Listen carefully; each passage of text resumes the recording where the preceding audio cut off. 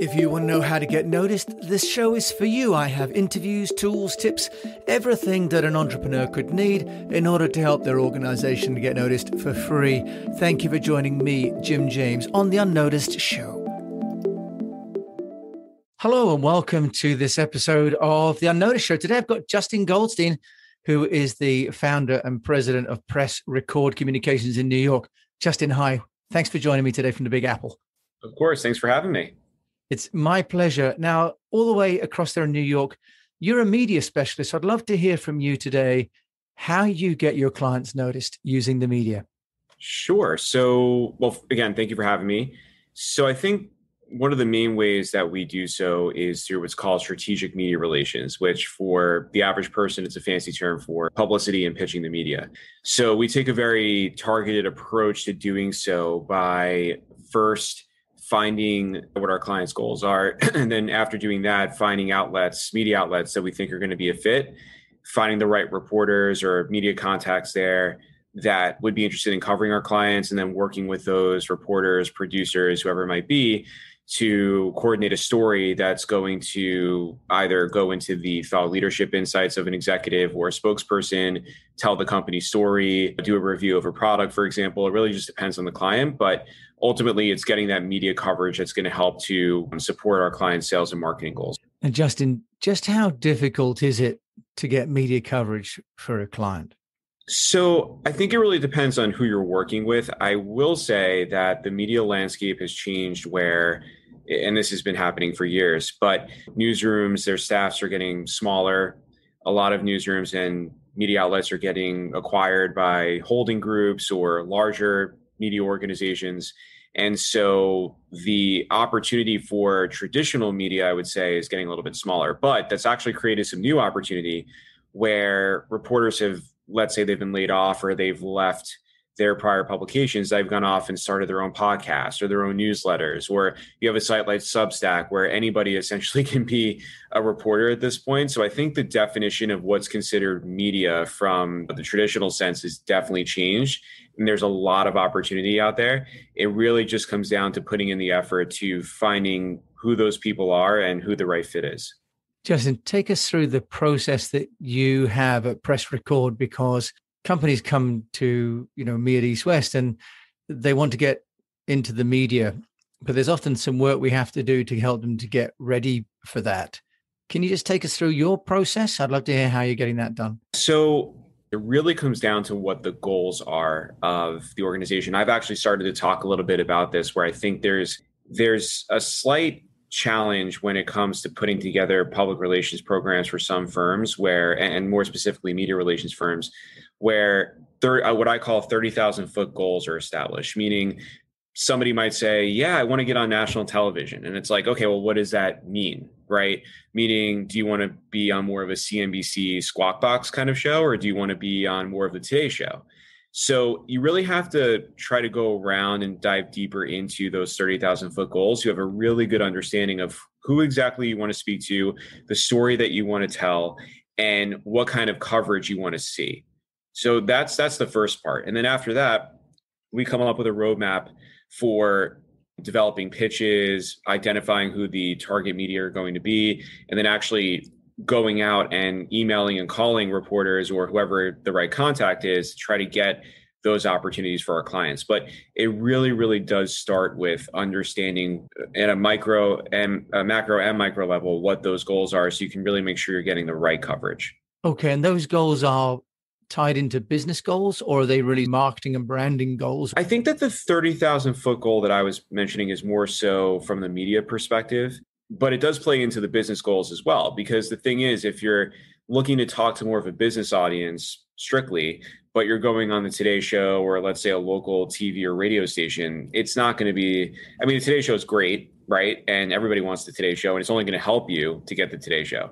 But if you really want to drill down and reach a specific audience, it's not going to help as much if you're looking to reach a business audience as going on Bloomberg Radio, CNBC TV, Fox Business TV. So it all ties together. And I think you have to understand who your audience is and who you're talking to the most. That's the number one key, I would say. That's really useful, Justin. Now, once you've got that 30,000 foot plan. Tell us about the roadmap. From a practical point of view, what do you put into that roadmap? And is it an Excel spreadsheet? Is it some software you use? How do people do that from a practical point of view?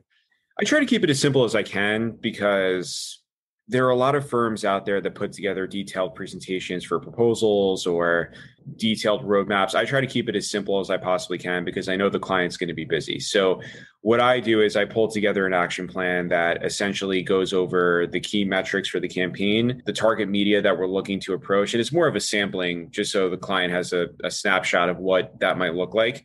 And then some initial pitch ideas that could potentially work well. And then we build out from there. And after that action plan is signed off on by the client, then we go in and we start developing pitches and we send them to the client for review. And once those initial pitches are signed off on, we get started on outreach. Then moving forward from there, we typically try to taper off sending clients pitches because we don't want there to be a bottleneck or them to feel like they have to put in more effort than they need to, unless they want to. So it's really getting on the same page in terms of that initial plan and then moving forward from there. It's Justin. Can you explain a little bit more detail about the magical pitch document? Yeah. So it really depends on who you're pitching. But I think one of the key things to keep in mind in this day and age is that brevity is key. So when you're pulling together a pitch, the subject line should be straight to the point. You could put a little bit of creativity in there, but you don't want to go too far. You just want the contact to easily understand exactly what it is that you're pitching. And the body of the email should be the same. So I always start with an upfront note that says, hey, so-and-so, or hi, so-and-so, I know you cover XYZ and you've been reporting on this kind of story over the past couple of weeks. So curious if you're working on some additional coverage. And if so, I have this client that I think would be a great fit to talk about that and share some information in the pitch below. But brevity is really key. And I think it's also making sure that you have the right information in there that is actually going to get them to keep their eyes on the email. So it's getting an understanding of, okay, what kind of assets do they need? Do they need headshots?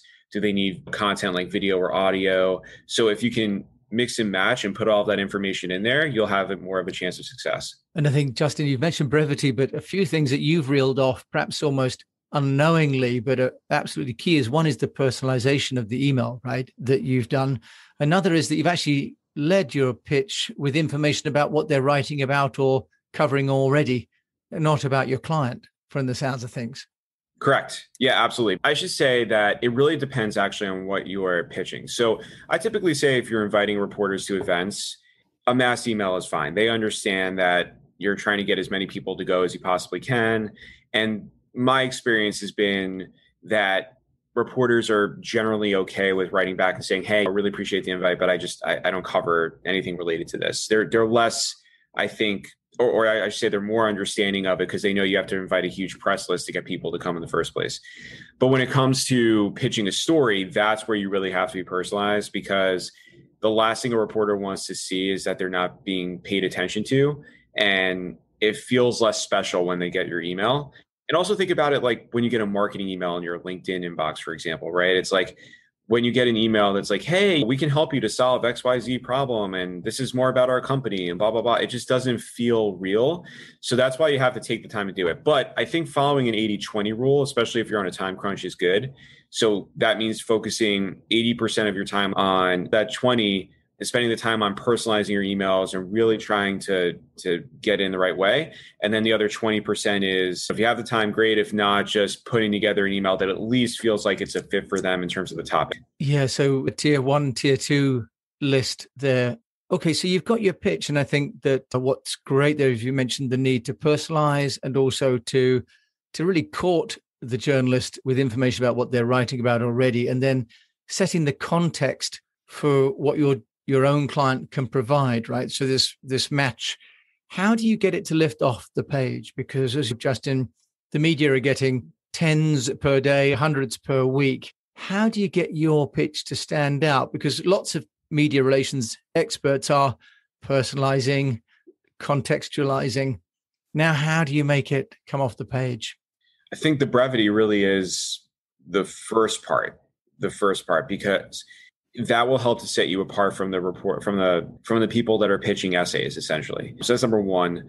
Number two, I would say calls to action are important as well. So if you're looking to have a reporter respond to you, frame up your email to basically say that, meaning you could say something like, would you be interested in connecting with so and so? Any input would be appreciated, or can we schedule a call to discuss, right? Because then it puts into their head that there's an action they actually have to take. I mean, whether or not they take it is unpredictable, but at least it puts out there that you're looking for something in return. And if reporters have the time to read your email, they'll get that without you saying that. But most that are running at 100 miles an hour, if they don't see that call to action, they're going to be like, oh, I don't have to do anything with this. Like, I have 50 other things to do. I'll flag it for later, or I'll just move on and not even care. So that's why it's important that that call to action is in there.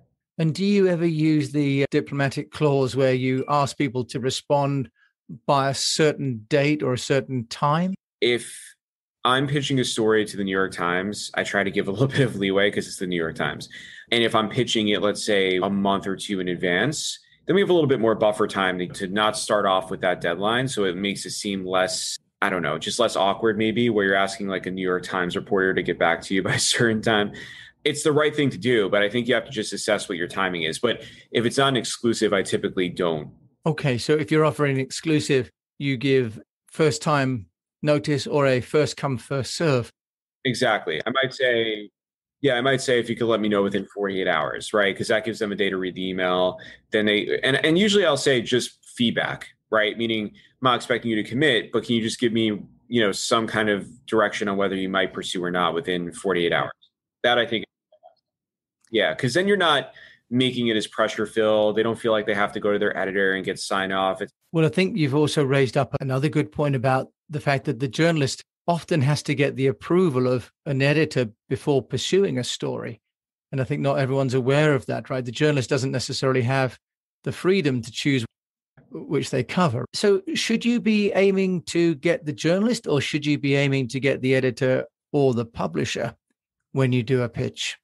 So I would say if you're pitching an op-ed or a byline, you're always going to go to an editor because reporters don't handle that. But if you're looking to get a story opportunity, it's better to go to the reporter because they can do a better job of selling it in than you. And I think if an editor hears from a journalist why they should pursue it versus a publicist, it's a totally different conversation. So I would recommend sticking with the journalist. Okay. And then we have to help the journalist, don't we, to sell it in. What about the follow-up call, Justin, because we all know that media have got a lot of emails. Do you have a practice in terms of sending SMSs or WhatsApps or chasing people down on LinkedIn? What do you do for that? I think hitting the phone is the most important thing anyone pitching can do. Some reporters are going to have an adverse reaction. Some reporters are going to be very fine and nice about it. It's much like sales. And I don't want to compare PR to sales, but it's similar in the sense that you don't know who you're going to get. And in this day and age where reporters are getting a million emails, it's very important to do that if you want to be persistent to get that opportunity, because then at least you can get some quick feedback and it helps to guide next steps. But I think hitting the phone is more important than messaging on LinkedIn, texting is part of the phone, but even texting, because you're having more of a real conversation, DMing on Twitter. The most important thing you can do is call. But not every reporter has a phone number. So I think the next step is that I would say LinkedIn, unless a reporter puts on their Twitter profile that you can DM them, I think LinkedIn is a little bit better because it's just in that professional setting. So I would go email first, then phone, then LinkedIn. And then you can see if maybe there's an opportunity to go on more traditional social like Twitter. But yeah, I can't stress enough how much I use the phone, especially for broadcast media. Oh, that's interesting. Yeah. Why do you think broadcast media is different to the other media?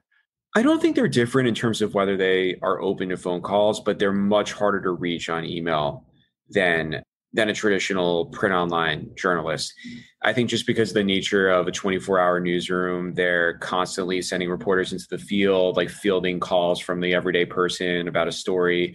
It's just a different beast. So I think that they just don't have as much time to respond to email. And they're also a little bit, I don't want to use forgetful, but it's because it's not, I don't think it's that per se. It's just that they're less apt to fully commit to something unless you get them on the phone, because they just lose sight of the emails and it just gets to be a cluster. Now, let's talk about the story that you help the client to build, Justin, because you talked about the pitch, but the client needs to have a good story. How important is storytelling and how do you help clients to do that? What are some key elements?